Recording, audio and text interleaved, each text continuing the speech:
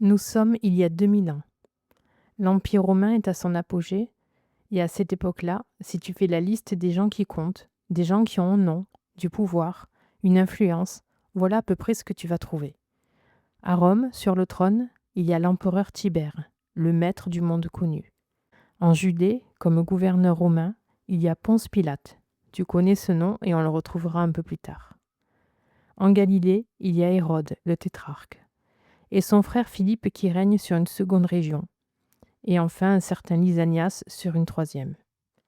À Jérusalem, dans le temple, tu as les deux grands prêtres, Anne et Caïphe, le sommet de la hiérarchie religieuse. Sept hommes qui ont le pouvoir politique, militaire, religieux, 7 hommes qui décident, qui jugent, qui sacrifient, qui prient publiquement, qui parlent au nom de Dieu ou au nom de Rome. Et cette année-là, Dieu décide de prendre la parole, de rompre le silence. La parole de Dieu va descendre sur terre. À ton avis, à qui Dieu va-t-il parler? Tu te dis peut-être à Anne, le grand prêtre. C'est logique.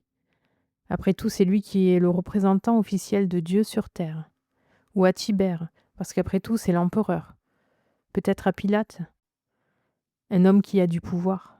Eh bien aujourd'hui, je voudrais te raconter à qui Dieu a choisi de parler. Parce que la réponse, elle dit quelque chose sur Dieu.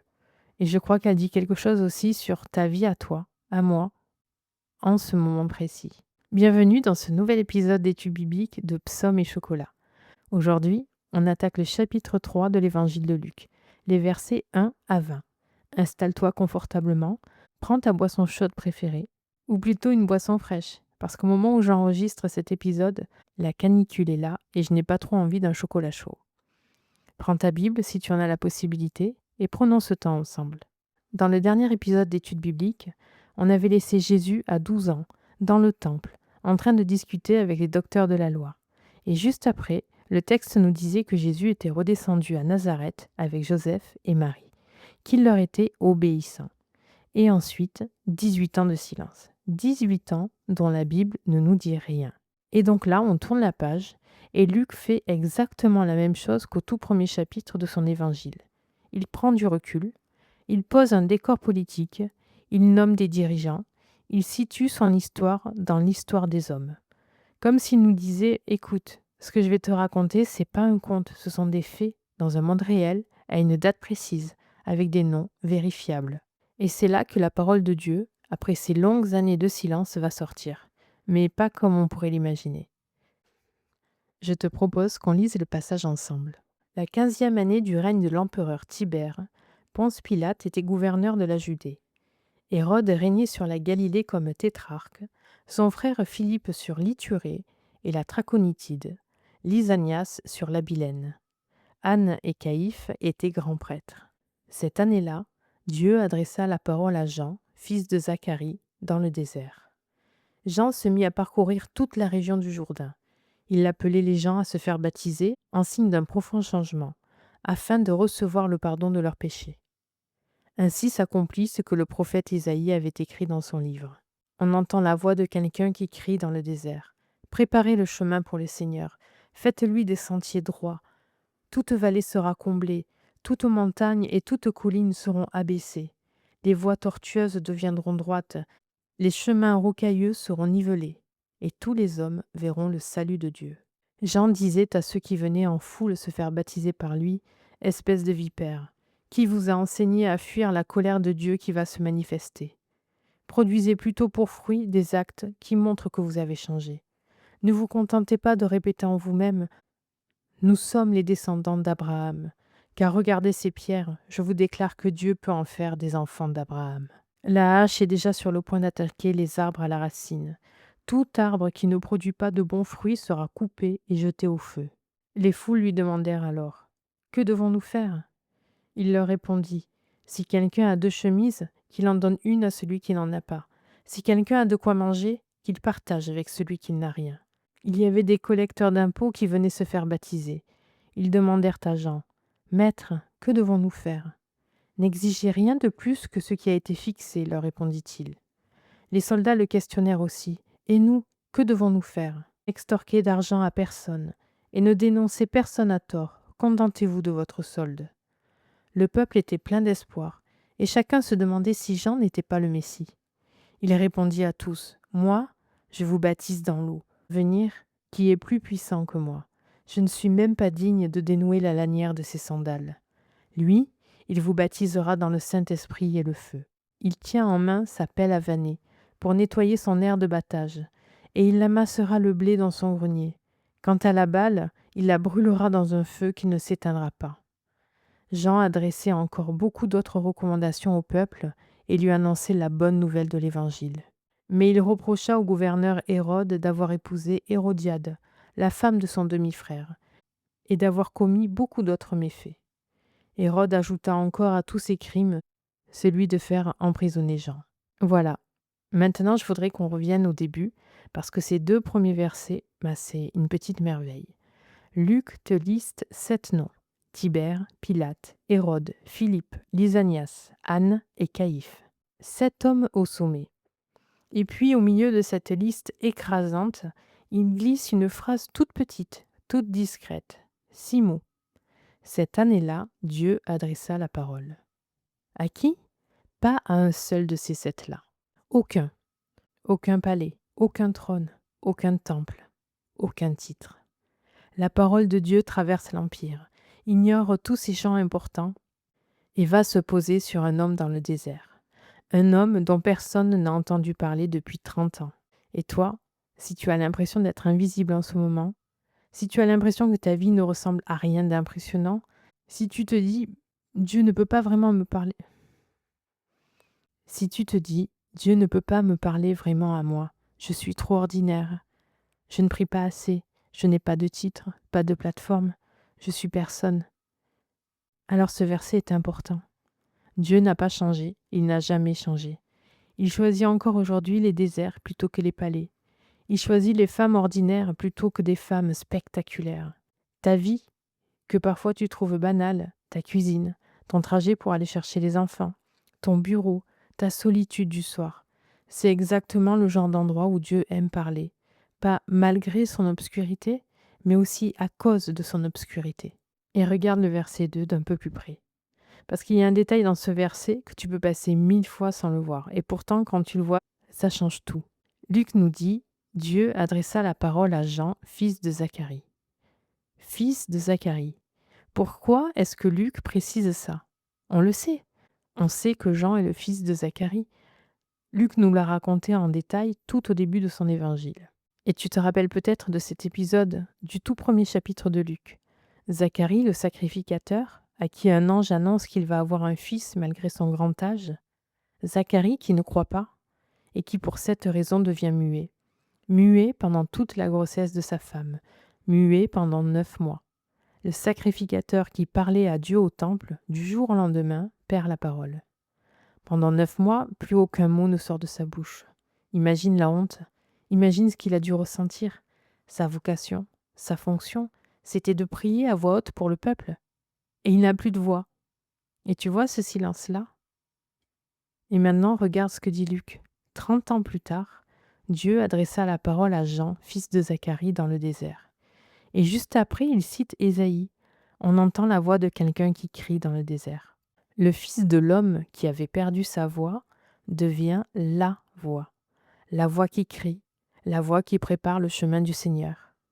Le silence forcé du Père a couvé la voix du Fils. Et tu vois, ce que certains pourraient appeler un détail, dans la Bible, c'est jamais un détail. Parce que dans le plan de Dieu, le silence, en fait, n'est jamais stérile. Jamais. Ce que Zacharie a vécu comme une humiliation, comme un trou de 9 mois sans pouvoir parler, Dieu était en train de s'en servir pour préparer quelque chose d'énorme. Le silence du sacrificateur, c'était la matrice silencieuse où grandissait la voix qui préparait le chemin du Messie. Alors si comme moi, parfois tu traverses des saisons de silence, des saisons où tu n'arrives plus à prier comme avant, où tu ouvres la Bible mais rien ne te parle, où Dieu te semble lointain, pire, toi aussi tu te sens loin de Dieu, où tu as l'impression que ta vie spirituelle est en pause. Tu voudrais dire de belles choses à Dieu mais tu n'as pas de mots. Et ce silence-là, peut-être que tu l'interprètes comme un échec, comme une preuve que tu n'es pas une bonne chrétienne, comme un signe que Dieu n'est pas là. Ça m'est arrivé. Mais regarde Zacharie, regarde ce que Dieu a fait de son silence.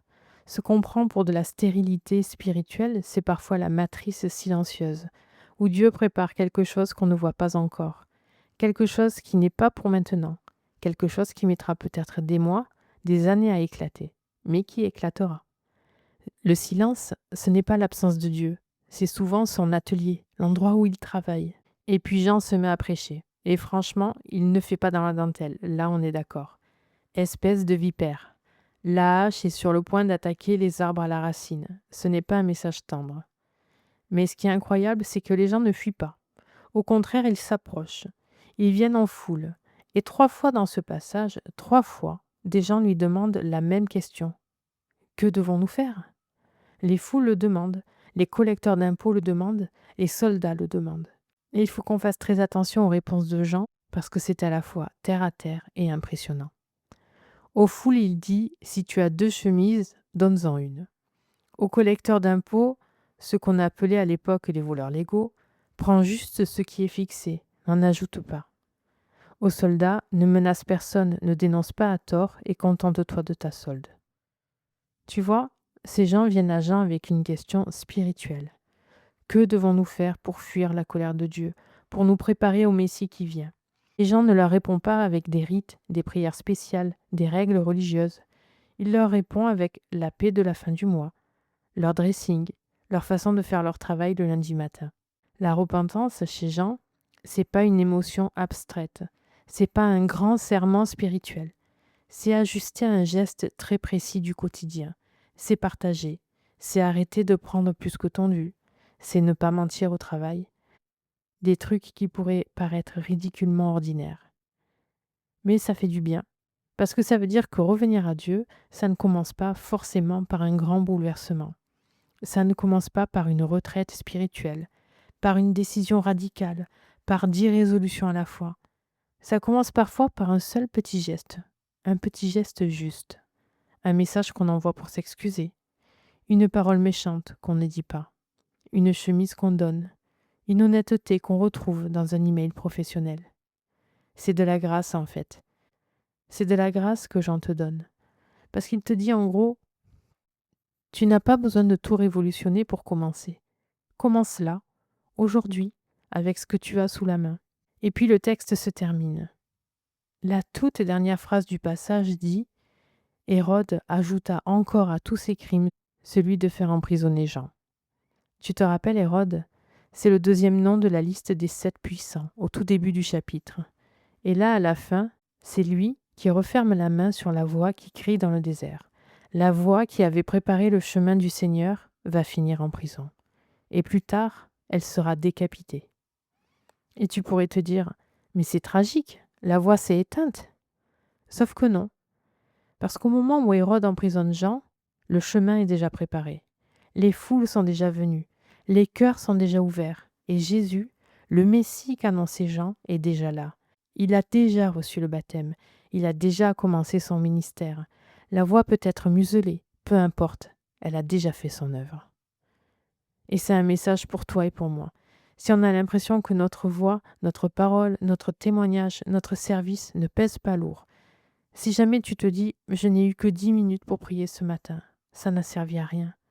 Je n'ai parlé qu'à une seule personne de Jésus cette année, ça n'a servi à rien. » Souviens-toi que la voix de Jean n'a prêché qu'une seule saison, et ça a suffi. Parce que ce qui compte, ce n'est pas la durée, c'est la fidélité à ce que Dieu te demande aujourd'hui. Si tu veux bien, j'aimerais qu'on termine par une prière ensemble. Seigneur, merci. Merci parce que tu n'as pas choisi les puissants pour commencer ton œuvre. Tu as choisi un homme dans le désert, fils d'un autre homme qu'on avait fait taire. Merci de nous rappeler que tu travailles dans le caché, dans le silence, dans l'invisible. Seigneur, pour toutes celles qui traversent une saison silencieuse, une saison sèche, une saison où elle a l'impression que tu n'es plus là, souviens-lui, s'il te plaît, de Zacharie.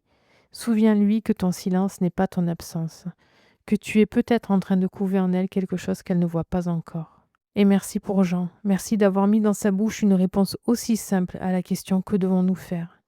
Aide-nous à ne pas attendre le grand bouleversement spirituel pour commencer.